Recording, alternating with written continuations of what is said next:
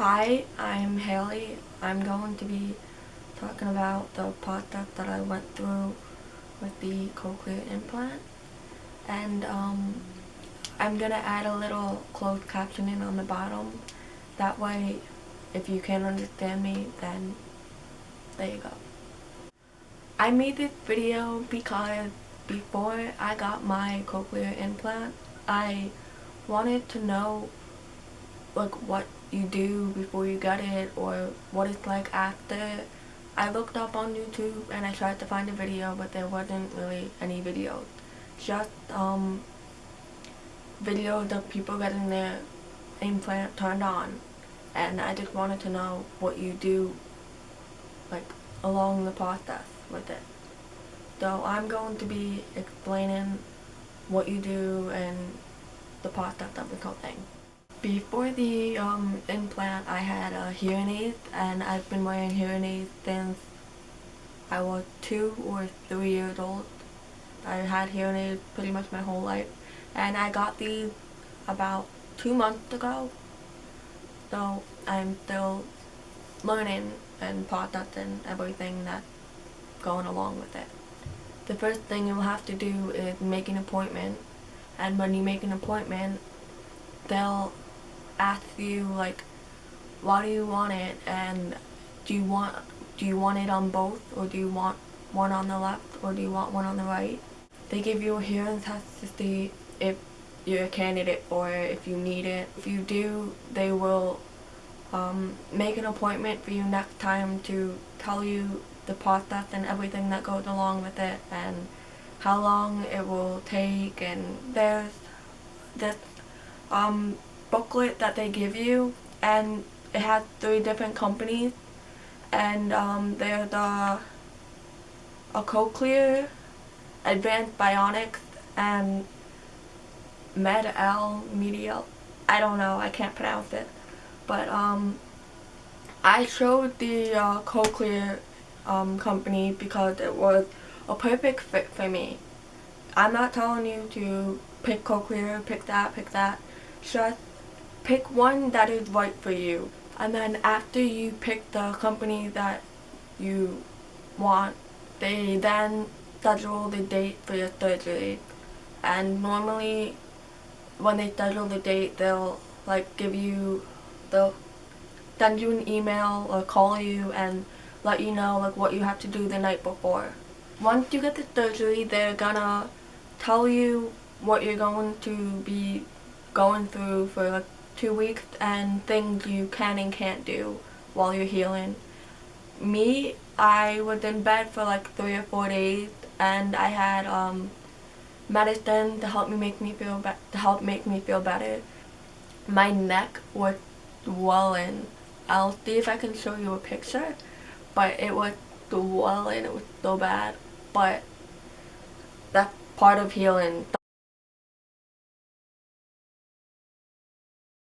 After it's been 2 weeks, you go back, they put the processor in, they will kind of like do a little hearing test, and once you do that little hearing test, they turn it on. Once you get them turned on, for me, I thought I was gonna hear exactly like everybody else. Everything was gonna be so clear, everything was just, like everybody else. But they did warn me in the beginning that once I get it turned on, I'm not going to hear exactly like everybody else. Only for a few days, because your brain has to get used to the sound, because it's never heard these sounds before. Every time somebody talked to me, their voice sounded like a robotic sound, because me with hearing aids, everybody's voice pretty much sounded the same to me, and I didn't really notice everybody's voice was different. I mean, I can tell between a guy and a girl voice, but I couldn't tell the difference. So with the implant, I could actually hear their voices, and since I was new to it, everybody's voice sounded robotic because I've never heard those specific sounds before. They will make an appointment with speech therapy and another appointment to get your processor turned up, because if they turn it on as loud as everybody else, I'm pretty sure you will feel like your brain is melting. So they kind of put it on a low level, but you can still hear what's around you, just not as loud yet. After that, they will give you these little like equipment, so how to take care of the processors. For me, they gave me a charger because the back of a processor, there's these things that you have to take off and you put it in the charger. I'll show you in a second. They also give you these little box. It's like a dryer. You put the rest of the processor in the dryer.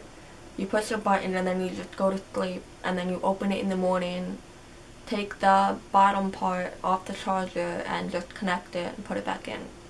It's really easy. This is the charger.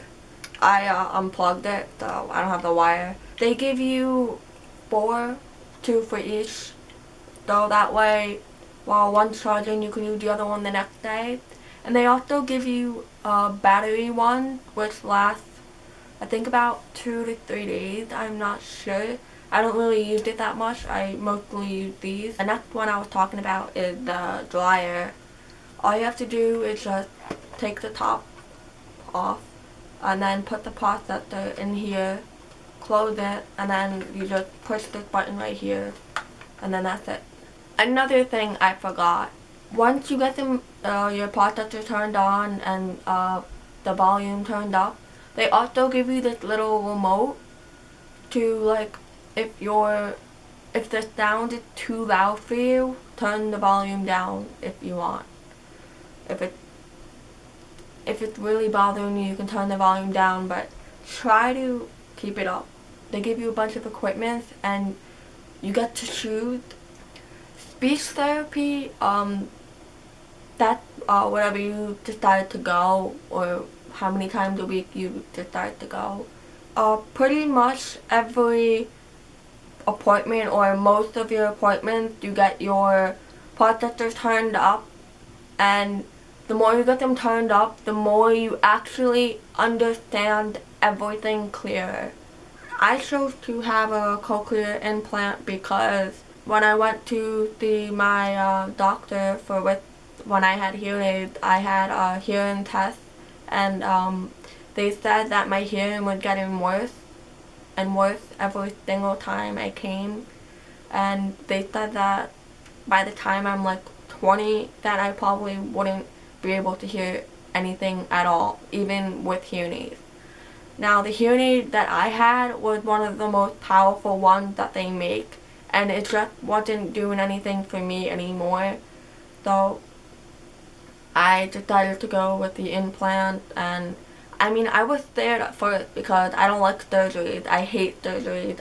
It's pretty much worth it, and honestly, if you're thinking about going for a cochlear implant, or if you think about going to get a cochlear implant, then I would suggest you to do it. I mean, it's probably one of the best decisions I've ever made. I understand people better. I'm hearing things I've never heard before. Like, for example, I've never heard like a cricket make noise. I've never heard the birds outside making squeaky noise. And I can now listen to people without reading their lips. I had to read my mom's lips every single time she would talk to me because I couldn't understand her when she was looking the other way. Now that I have these, I can actually talk to her without looking at her. I'm still getting used to them. There are still some things that I have to get used to, and yeah. Well, I think I covered most of everything. But if you like this video, give it a thumbs up. And if you have any questions, comment below. And if you want, subscribe to my channel because I might make more videos. I'm not sure yet. But yeah. Peace out, ya. Later.